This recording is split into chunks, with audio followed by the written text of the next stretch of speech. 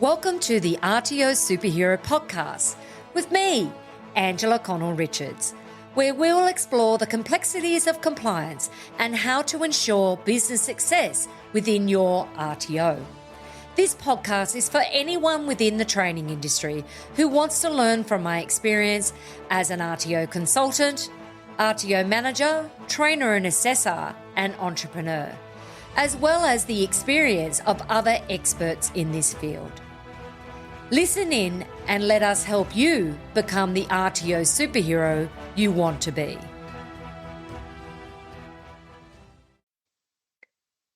Welcome to the RTO Superhero Podcast with me, Angela Connell-Richards, and my guest speaker, Maciek, who's here, also helping me to break down these standards. Well, it's finally here. If you had your head in the sand and you didn't know what was happening on Friday, well, the new standards for RTOs 2025 have officially landed after 3 years of waiting, drafting, consulting and speculating. Maciek, can you believe we're actually talking about the final version today? Final version, legislated in there, in place. Yeah. Absolutely. It's just crazy that it feels like so long since we've been working on this. And I remember in 2019, we were talking about the skills reform. So it's just been around for so long. So we've been 10 years since the last change. Yes, and 10 years. Yes, and about bloody time. It's taken long enough. So we're going to be breaking down what we think is different and what we think is just basically what we had before, maybe just some refinements on it. But we've been dissecting all of the draft policies, the practice guides, the draft standards and all that sort of stuff, and then holding our breath, waiting for this to finally happen. Now we finally have our outcome standards, compliance requirements, and credential policy. What's your initial take on it, Maciek? Look, I think it's great that we finally have something concrete that we can work towards, because I think everyone's sort of been looking at developing, getting ready for this, July 1 start date. But it's always been a little bit nervous. Is something going to change? Is something going to still be, unknown? So it's great that we've now got that clear guidance from it's legislated, it's ready to go. We can now work off a concrete document and get ready for the July 1 start date. Yeah, and I think also having ASQA confirm that what they're going to be transitioning starting from the 1st of May. And I think that's really important. It means we can actually get down to business now without having to worry about a federal election or anything else changing in our sector. So I've already done a podcast on the new standards, but I really wanted to hear your point of view of these. And from what I've seen is really quality area 1 and 2, not a lot of changes. Training and assessments pretty much essentially the same. And trainers don't need to upgrade their qualification anymore. What are your thoughts on that?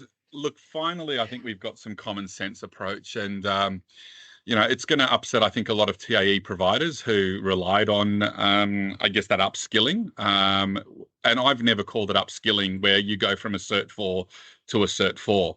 I've always sort of spruiked the whole concept. If you're going to upgrade from a Cert 4, do a diploma and progress your skill. And then, you've always got that whole fallback on diploma or higher and never had to worry about upgrading anyway. But it's that culture of continuous improvement in yourself that I think also needs to be emphasised. So great that we don't need to update to a new Cert 4, at least from 2010. But it's still, one thing that we really need to make sure that with all of our RTOs is that we've got this culture that it's not just that you've got it and that's it, that you do continue updating your skills, both from a vocational perspective and a training and assessment perspective. Yeah, and I think that's important for everyone.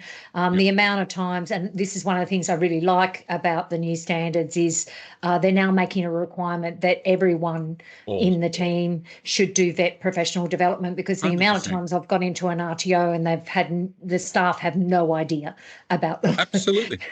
Yeah. You're so right, and the concept again. We spoke about it a few last month, I think, where it's that concept of that's the compliance consultant or that's the compliant manager's job.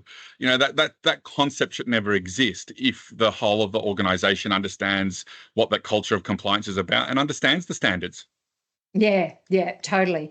And I think when it comes to understanding why we're doing the different things that we do within an RTO, and it's not like the management making us do this. It is a requirement under the legislation of what we need to do. Yep. So I think that's really good that they've making it that all team should be undertaking, and including the CEO and directors, which often get left sort of think, no, I'll send everyone else to that. I don't need to know about the legislation.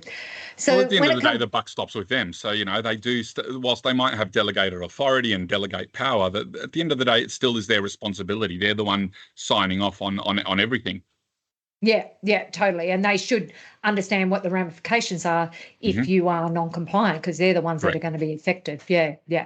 So when it comes to quality area 2, vet student support, I didn't see a lot of change other than the First Nations. They didn't emphasise the mental health.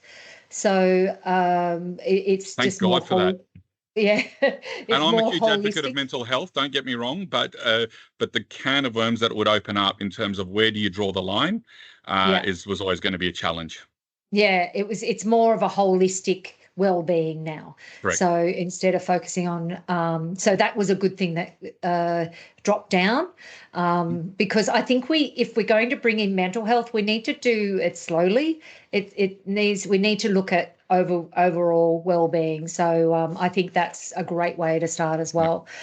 Okay, so then we get to quality area 3, which is vet workforce, and there's been some significant changes in there with regards to trainers and assessors and what are their requirements, but also PD. But we were just talking about one of the really interesting ones is quality area 4, governance, and looking at risk management. What are your thoughts about the new risk management requirements? Yeah, so it's as we were saying, it's that pendulum swinging back, isn't it? We had this for many years. We had our risk strategies and our risk matrix that we had to do, and that sort of went out 10 years ago. And here we are back. And I don't think it's a bad thing in any way whatsoever. I think there's a lot of depth to these requirements under standard 4.3.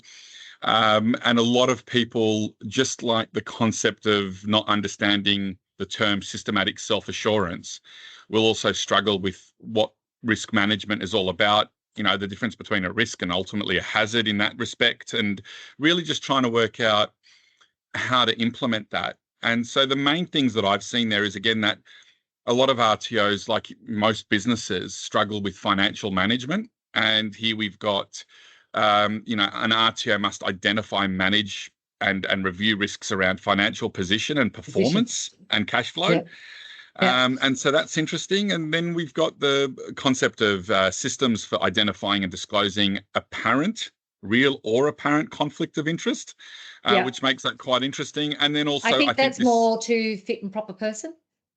Yeah, possibly, and also maybe around agents and who's selling what. And then what I think is a good thing is that whole concept of delivering to under 18s, and that's been very much driven into these standards about the risks to under 18 students, which again has been spoken about informally by some auditors, but never sort of put into writing, even though the legislation has always been there.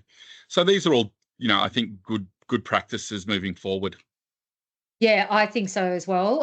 So I've been around in the industry for a long time as well. And I remember when we used to do risk management under the old AQTF, we think it was 2007. I think it was in 2005 and 2007. And then it was gone when we got the legislation. But I think it is an area where a lot of RTOs, it is a weakness, where they're not looking at the risks within their RTO and how they're managing those risks. also found it very interesting, the financial position and financial performance. And I suppose that comes down to RTOs who haven't been financially viable and running insolvent. So and then shut down, and then the students have nowhere to go. So I think that's good that they've got those in there. I love risk management, coming from a WHS assessor and background in doing that sort of stuff. I think I used to do a lot of ergonomic assessments. I think it's a really good thing, and I think it's going to be positive for RTOs to implement. Absolutely. It's like the concept of planning and business planning. It's the beautiful thing about risk management is that it's designed. It's not. A lot of people may see this again as similar to a TAS document. It's just a compliance document. But if you change your approach and your thought process behind it from being, it's just, it's for compliance purposes, to actually, this makes good business sense to help identify business risk. It's actually really positive, but you've got to change that mindset away from compliance and legislation to good business practice.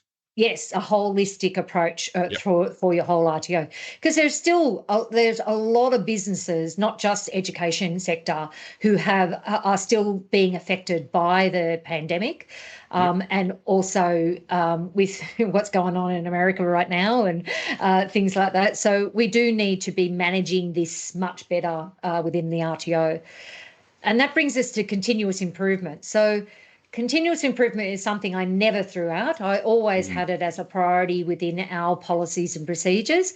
And under the new requirements, they've actually, instead of being 2 little clauses, it's now much more expanded.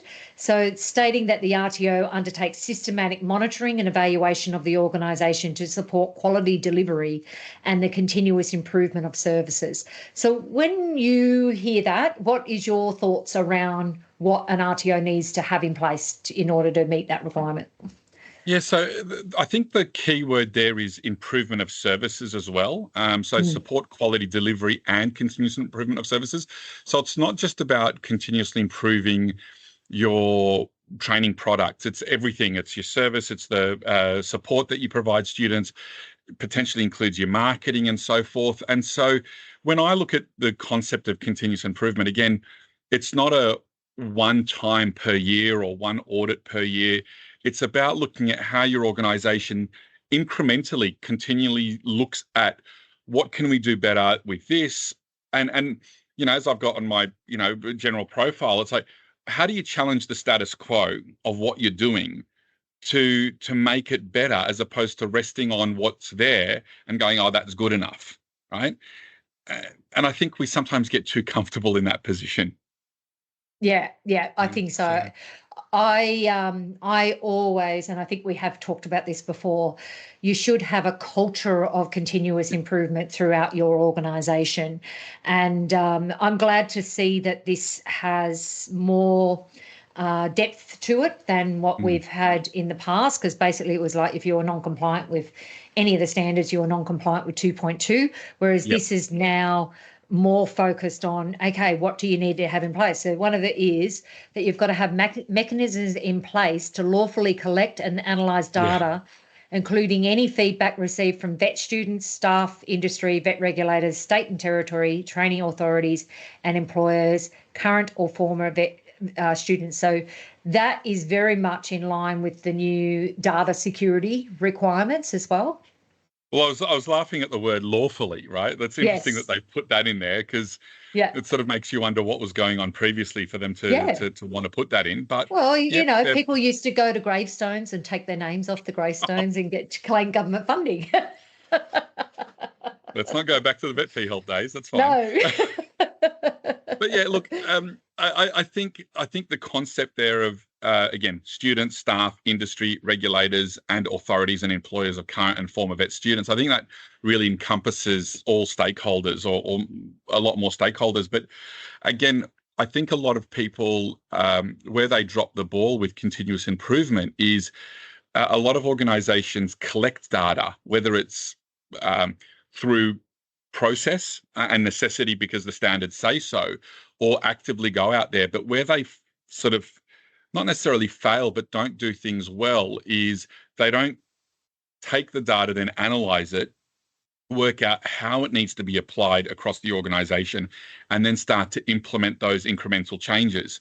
And often we find that a lot of RTOs will get all of this data, be overwhelmed by the data, put it to the side and go, oh, that's just too hard basket. We won't worry about it for now.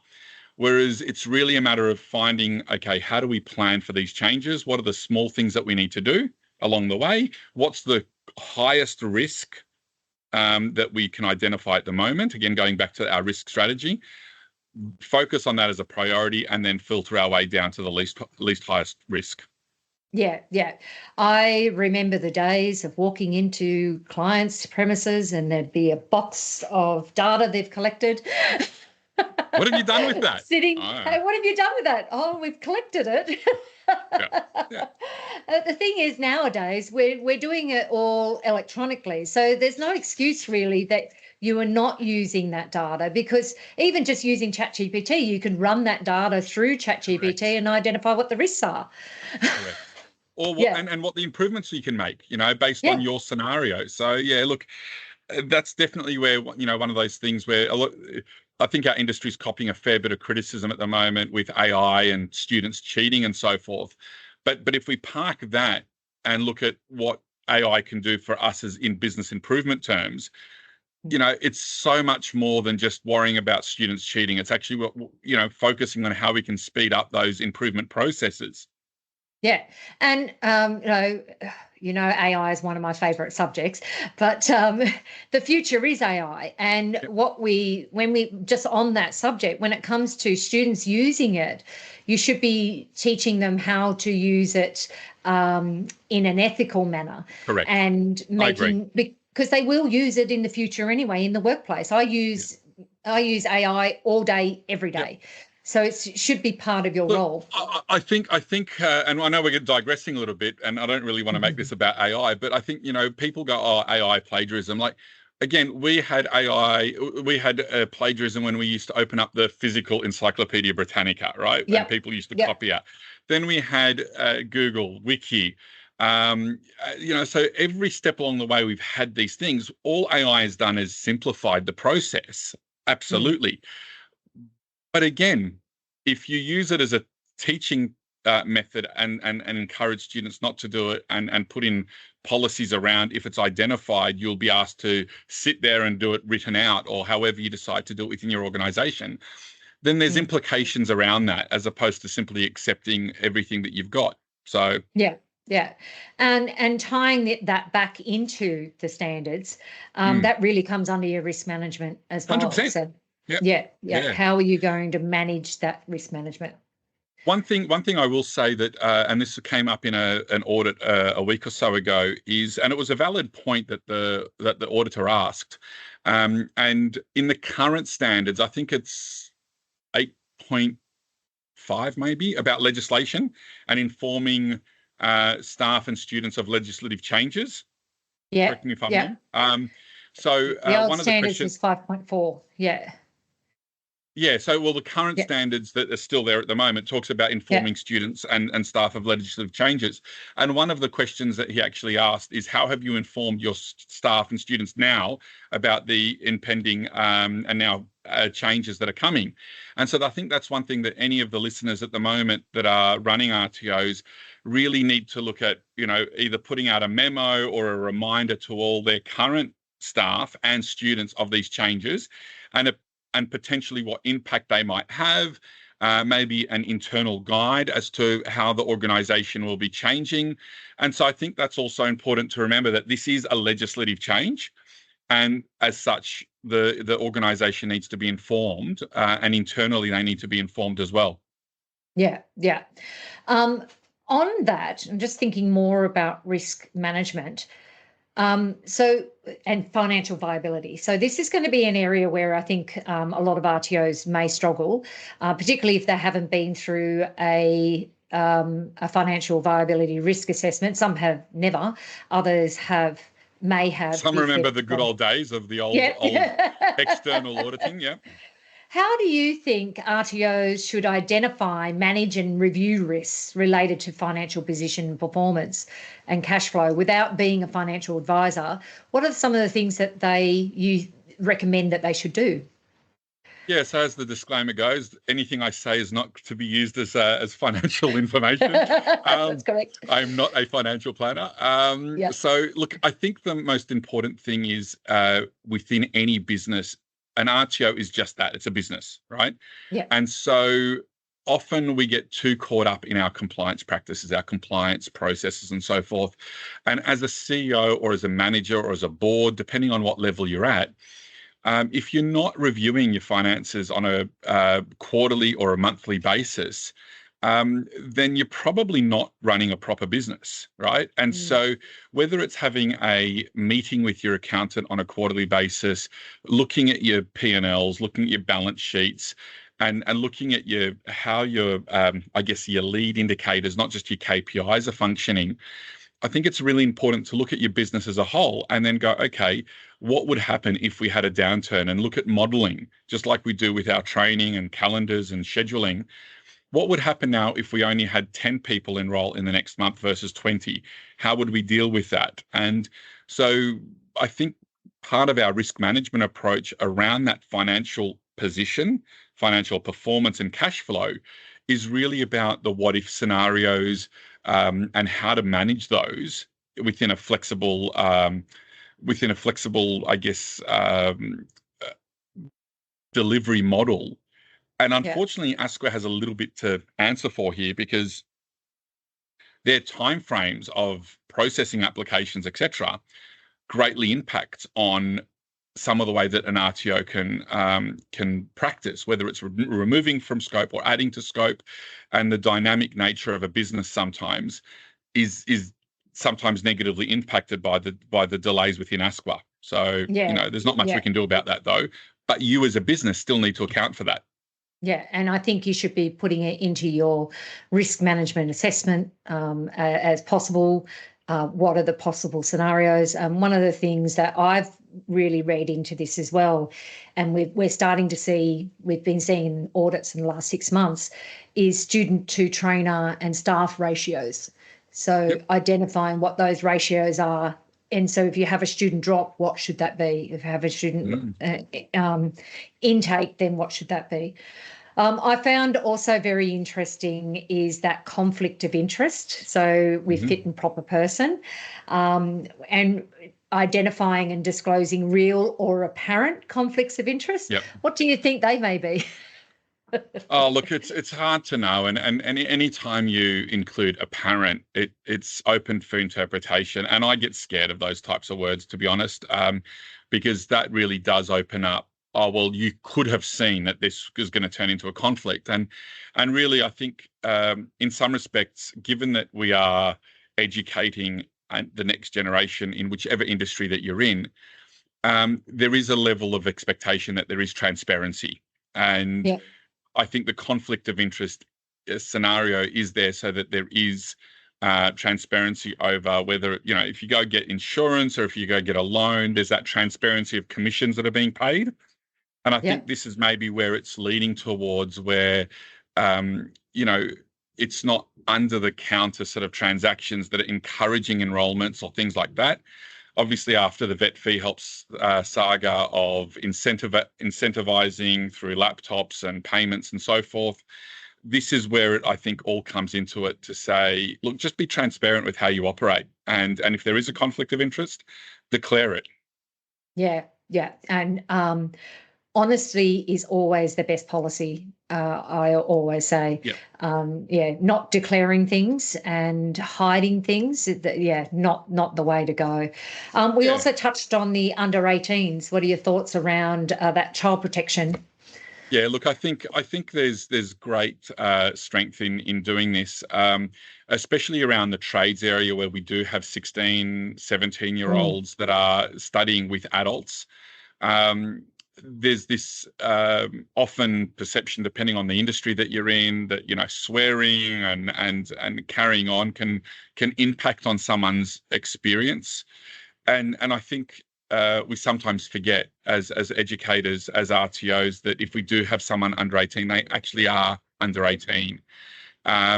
There's challenges that come with that, because there's very little literature post-secondary school where someone is let's call them an independent young adult under the age of 18, about what rights and responsibilities they have and are allowed to do with, let's call it, excursions or field trips, etc., within an RTO. So I think there's a lot to unpack with that. But generally speaking, if you are dealing with anyone under 18, whether it's in a first aid course or in cookery or in a trade, there is a level of responsibility that you take on board, and whatever your processes are, it's, in each state, it's important to look at your respective states, whether it's the child protection cards or whatever it is, and just make sure that's in place. Yeah. And some of the things that we've identified that needs to be particular under fit and proper person is police record checks as well as child protection, depending on the industry sector. And one thing that I found very interesting is, how are you going to adjust your risk management depending on the learner cohort, and how RTOs are going to implement this. And I see this as a common challenge with RTOs is, okay, yes, we've got new legislation, but how do we implement that? And in particular, if you've never done risk management before, what would be your top tips for what you need to do if you've never done a risk management register or policy before? Look, I think, and just before I jump into that, I think what I also hope doesn't happen is, a lot of the time in CRICOS, you've got under the National Code Standard 5, you've got all of these other requirements now that you have to do if you want to deliver to under 18 students. And so a lot of CRICOS providers will opt to avoid any under 18 students from an international market. So I also hope that this doesn't stop or discriminate, I guess, from an age perspective, domestic RTOs saying, no, you've got to be over 18 to study with us. But look, to answer your question, it starts with just understanding what a risk management approach is, and whether you use AI or ChatGPT or anything else to start to build that out for you. But primarily it's about looking at the standards, because it says, where you offer to under 18, risks to their safety and well-being associated with the delivery are identified and managed. And then it says, by having regard to the training content, mode of delivery, and the national principles for child-safe organisations. So firstly, start by identifying that. Look at the content that you're delivering. Is it appropriate for under 18 students? Is the language of the learning material appropriate? And then again, if you're doing face-to-face delivery, ensuring that where there is a potential risk identified, where you've got a mixture of under 18 and over 18, that is managed, and that the trainer and assessor actually understand that. And there is a process. We do it in the construction industry through safe work method statements, etc., SWIMS. And so it's almost like doing the same thing, being able to preempt your class to say, hey, in this class, we're going to have 3 under 18s. There's a short course, but these are the things that you need to be aware of. Obviously, if there's any foul language or if there's any inappropriate behaviour, that's controlled and managed accordingly. Yeah. And I think it comes down to the trainers as well as the management to from a top-down approach to implement those changes accordingly through, as we've spoken about, continuous improvement, professional development, and so forth. Yeah, and that's what I was just about to say. I think it's going to be the professional development or team training that they do with their team, so that they understand what they need to be aware of. Yeah, definitely. Which one of them initially, when reading this, goes, okay, let's do a PD session on national principles of child safe organisations. What is that? Let's look at that. It's never been addressed in the standards before, so let's unpack that and then provide guidance to everyone around that. Yeah, and there are tools out there to be able to do that. Like, these national principles have actually been around for a while, but it's the first time I've seen it in legislation for RTOs. Awesome. Well, we've gone through a lot today with risk management. So thank you so much for joining us today on the RTO Superhero Podcast. It's been an enlightening discussion about the new standards and in particular looking at risk management. And it is an area that we're both very keen on. And a big thank you to Maciek for sharing your valuable insights and expertise. As we move forward, it's crucial for RTOs to embrace these changes and ensure we are providing management of how we're going to manage this in the future and looking at all of those compliance requirements, but essentially the best practices for sustainable RTOs. So stay tuned for more episodes where we will continue to break down each of the standards from a consultant's point of view and our years of experience in the training industry. So until next time, keep striving. Thank you for joining us at the RTO Superhero Podcast with me, Angela Connell-Richards. Please take a moment to rate and review the podcast on your preferred podcast app. Each rating and review helps me fulfill my goal of helping training organisations around Australia to learn and grow in compliance and business success.